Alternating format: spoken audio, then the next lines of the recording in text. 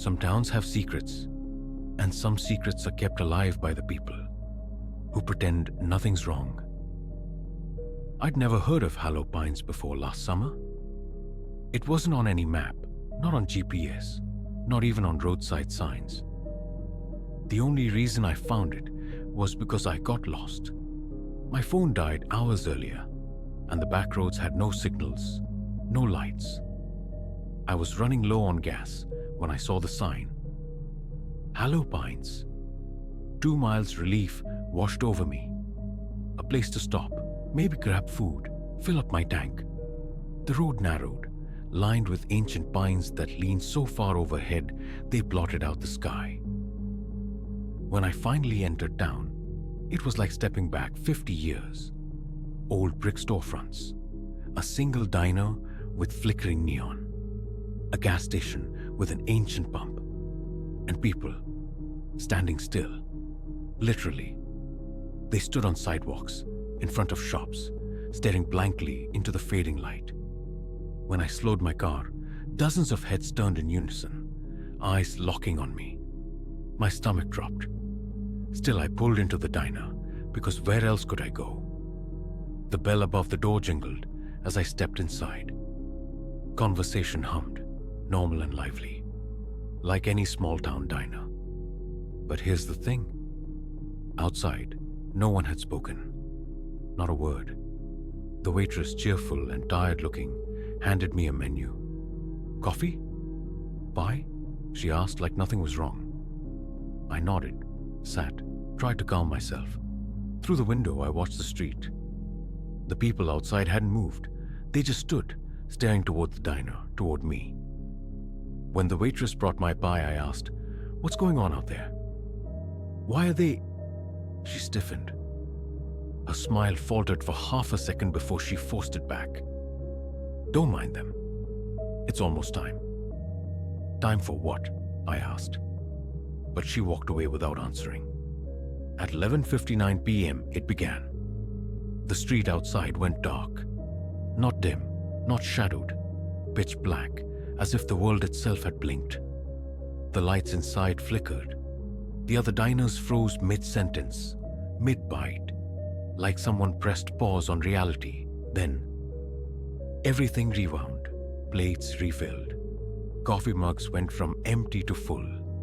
The clock behind the counter snapped backward, from 11:59 to 11. And the people outside? They moved again, walking in reverse, retracing their steps until they stood where they had an hour ago. The diner came back to life, laughter resuming like nothing happened. I sat there, trembling, untouched pie cooling in front of me. I whispered to myself, "What the hell was that?" The man in the booth across from me leaned forward, his smile too wide.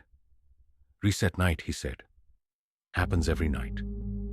Keeps us the same." I wanted to leave immediately. But when I stepped outside, my car was gone, not stolen. Gone, like it had never existed. The space where I'd parked was empty gravel.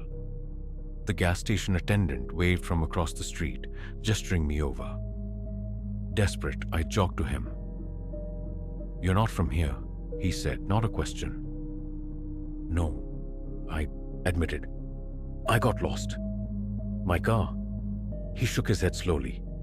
"It's part of it now. You'll see." "See what?" I demanded. He glanced at the clock tower in the square. "You can stay one night. After that, the town decides what?" His eyes met mine, hollow and tired. "Whether you reset too." I tried to stay awake. Locked myself in the motel room, pushed a dresser against the door, left every light on. At 11:59, the air thickened. My ears popped, like pressure dropping before a storm. Then darkness. The room around me rippled, the walls melting, reforming. My bed remade itself. My half-drunk bottle of water refilled. My phone, dead for hours, lit up at 60% battery, then shut off again. And outside, the sound of footsteps, dozens, hundreds, marching in unison. I pressed against the window. The entire town was moving backwards, step by step, face by face, like puppets on strings. Except for one. A figure stood perfectly still in the crowd. Tall, thin. Its head turned toward me, and it smiled. The next morning, I ran. I didn't pack. I didn't eat. I just sprinted for the road, hoping to reach the highway. But the forest didn't end. No matter how far I drove, no matter how many turns I took, I ended back in Hollow Pines. The people waved when I passed, smiling, empty, patient. At the diner, the waitress waited by the door. "It's easier if you don't fight it," she said softly. I screamed at her, demanded to know what was happening. Her face softened with pity. Every night, we reset. Every mistake, every pain, every loss. It rewinds. We never age, we never change, but it needs balance. She touched my arm gently. "That's where you come in." I pulled away. "No, I'm not staying. I can't." Her smile flickered. The town decides. That night I tried to run again, past the gas station, past the church, past the endless pines. At 11:59, I was mid-sprint when the reset hit. The world folded around me. My legs buckled as the road beneath me dissolved and reformed. The clock tower's bell rang backward, echoing across the town square. And when the lights came back, I was standing in the diner. Same booth, same pie, same untouched cup of coffee. The man across from me leaned forward again. "Welcome," he said. "Now you're part of it." That was months ago. At least I think it was. Hard to say anymore. Time doesn't move here. It loops, smooth and seamless. Every night, we reset. Every mistake erased. Every choice undone. But sometimes, when the lights flicker and the blackness comes, I swear I feel something watching. That tall figure in the crowd. Closer every night. And I know, when it finally reaches me, there won't be a reset. Not for me. Some voices aren't meant to be heard. But once you listen, you can never unhear them. I've always loved music. For me, it wasn't just background noise. It was a shield, a comfort, a world I could retreat to when the real one felt too heavy. My father used to play old records on his bulky wooden turntable, and those nights are some of my most cherished memories. Maybe that's why, when I moved into my new apartment, the very first thing I bought was a sleek high-end Bluetooth speaker. It wasn't cheap, but I told myself it would be worth it. Crisp sound, deep bass, the kind of thing that makes you feel like you're inside the music.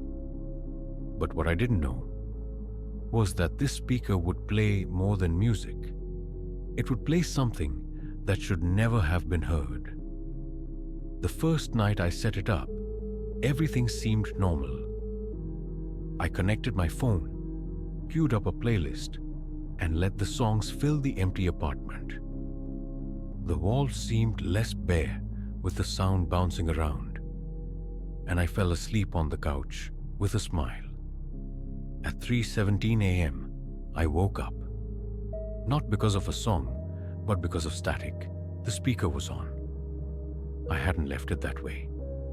My phone was on the kitchen counter, Bluetooth disconnected, yet the speaker hissed with a low, broken static, like someone whispering underwater. I walked over, ready to shut it off, when I froze. Through the static, I heard it, a voice.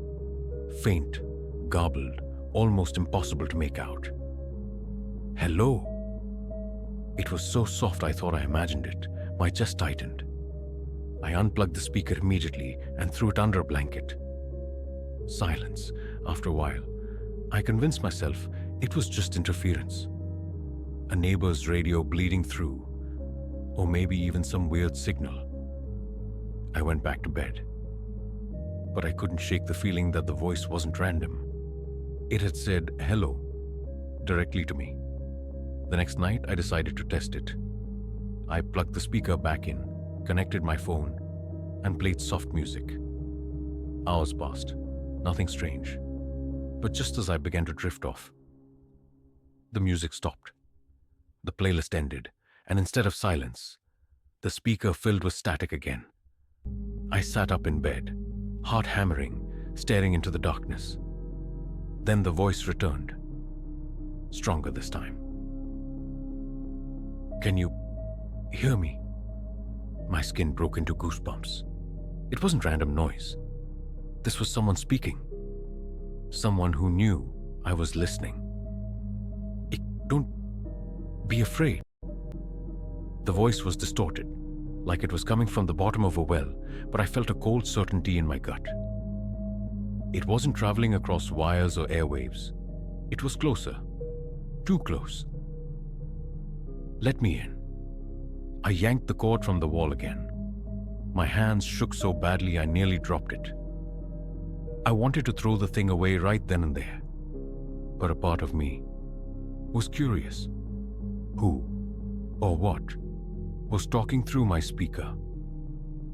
On the third night, I decided to record it. I set up my phone to capture audio, placed the speaker on the table, and waited. Hours crawled by. Midnight passed. Then, around the same cursed hour, the static began. I pressed record. The voice bled through. "You're alone. I know. I see you." The way it said those words, it wasn't just talking. It was watching. "Your father remembers me." I felt my blood run cold. My father had died 3 years ago. No one outside my family could have known the details it began whispering. About the records, the nights we spent listening together. Even the lullaby he used to hum to me when I couldn't sleep. The voice hummed it now, through the speaker. Low, cracked, and wrong. I couldn't move. My body refused to obey as terror locked me in place.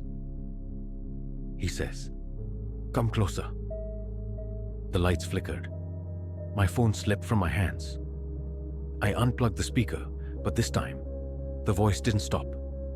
The speaker was dark, lifeless, but the voice, it filled the room. No static, no distortion. Just a whisper slithering directly into my ears. Closer. I backed toward the door, shaking, when my phone buzzed. The recording was still running. Against every instinct screaming at me, I looked. On the screen wasn't just audio. Somehow the phone camera had turned on. And though it faced the speaker, the image didn't show my living room. It showed a hallway. Long, black, endless. And at the far end, something was moving. Something tall. Thin, crawling toward the lens. I'm almost there. I dropped the phone and ran.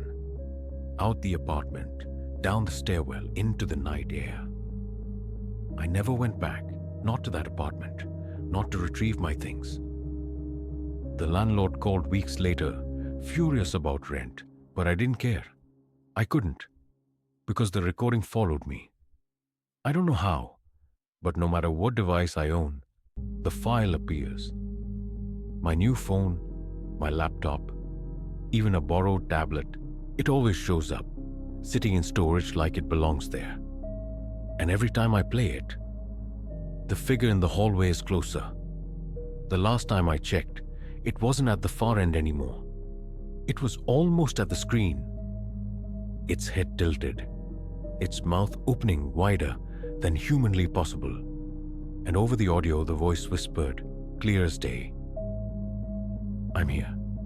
I don't play it anymore. I don't listen. But sometimes late at night, when the world is silent and still, I swear I can hear faint static, even without the speaker.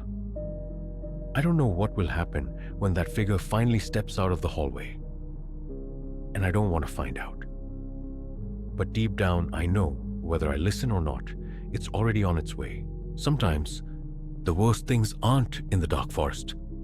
They're waiting for you in the place that should have felt safe. It started as a simple weekend getaway. 4 of us, me, Rachel, Chris, and Danny, decided to rent a cabin deep in the woods.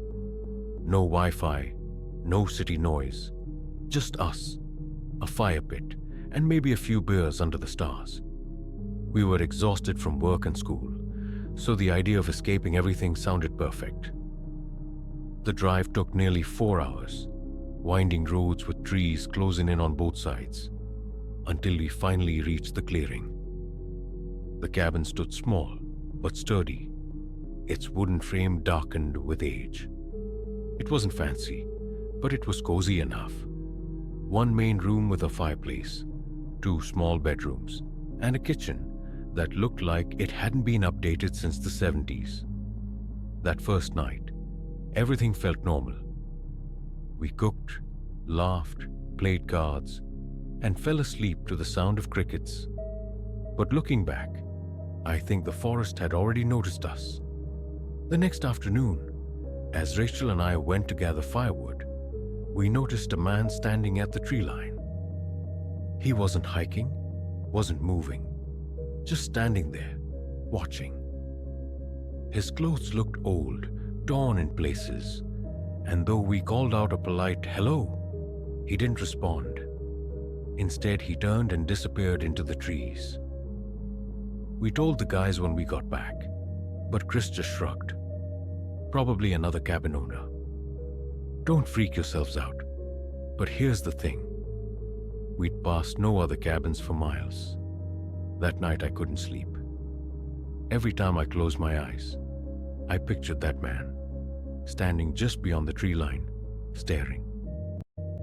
The following day, we decided to hike. We wanted to explore, maybe find a stream or a better view of the valley. The air was crisp, and the woods were quiet in that heavy way that makes you whisper without knowing why. After about an hour, we found it. Another cabin. It looked almost identical to ours. Same size, same structure, but wrong. The wood was blackened, almost charred, as if it had burned but never fully collapsed. Windows were boarded up. The door hung loosely on its hinges. What are the chances? Danny muttered. 2 cabins, nearly the same, this close together? We circled it carefully. On the far wall, someone had carved symbols into the wood. Circles, slashes, patterns that made no sense. The air felt heavier the closer we got, like the trees themselves were leaning in. Rachel wanted to leave immediately. Chris, of course, wanted to peek inside. The door gave way with barely a push, groaning on its rusted hinges. Inside was our cabin. Not literally, but it was arranged the same way. The fireplace in the same spot, the 2 rooms, the kitchen. But everything was wrong. Rotted, mold-covered, like it had been sitting here abandoned for decades. And on the table, there were 4 plates, 4 cups, 4 chairs, as if it had been waiting for us. We left quickly, trying to laugh it off, but the hike back felt longer. When we returned to our own cabin, the sun was already setting. That night the forest was silent. No crickets, no owls, just silence. I woke to a sound at the door. A soft creak, like someone pushing against it. My chest tightened as I sat up listening. Another creak. The knob turned slowly. "Chris?" I whispered, thinking it was him coming back from the bathroom, but no one answered. The knob stopped turning, and after what felt like hours, the sound faded. I barely slept after that. The next morning, Rachel swore she saw movement outside. She pointed at the tree line where we had seen the man before. For a second, I caught it too. A figure, tall still, watching, and then gone. By the 3rd night, paranoia had set in. We locked the doors, pulled curtains, kept the fire roaring, Still, unease hung over us like fog. At midnight, a loud knock shattered the silence. 3 knocks. Heavy, slow. We froze. "Don't answer it," Rachel hissed. But Chris, always the bold one, grabbed a flashlight and went to the door. He flung it open. No one was there, but muddy footprints led away into the woods. We didn't follow them. Instead, we all stayed in the living room, too scared to split up. Around 3 a.m., exhaustion pulled at us. That's when Danny noticed something. The cabin felt different. The walls looked darker. The smell of rot filled the air. Rachel turned pale. No, this isn't our cabin." She was right. The layout was the same, but the furniture was old, broken. The fireplace crumbled with ash. The plates, the cups, the chairs, they were on the table again. We hadn't gone back. The cabin had come to us. Panic erupted. Chris swore we were just tired, hallucinating. Danny tried the door, but it led to the same dark woods we had seen by the second cabin. It was as if the forest had shifted, trapping us. Rachel cried. I held her hand, whispering that we'd be okay, though my own fear nearly choked me. Then the knock came again. This time, it wasn't at the door. It was at the window. Slowly, I turned. The man from the woods stood there, his face pale, stretched too long, his eyes black hollows, his hand pressed against the glass. And behind him, dozens of figures, all watching, all waiting. "Time to come home," a voice rasped. The glass cracked. We ran for the back door, bursting into the woods, sprinting blindly. Branches tore at our skin, roots stripped our feet, but we didn't stop. I don't remember how long we ran. When we finally stumbled into a road, dawn was breaking. A car stopped, the driver staring at us like we were mad. When we looked back, the woods were gone. No cabin, no figures, just trees swaying gently in the morning breeze. We never spoke about it again. Not really. But sometimes, when I'm alone at night, I think about those 2 cabins. Which one was real? Was the first cabin ever ours? Or had we walked into the second one the moment we arrived? And worst of all, what would have happened if we had stayed just a little longer?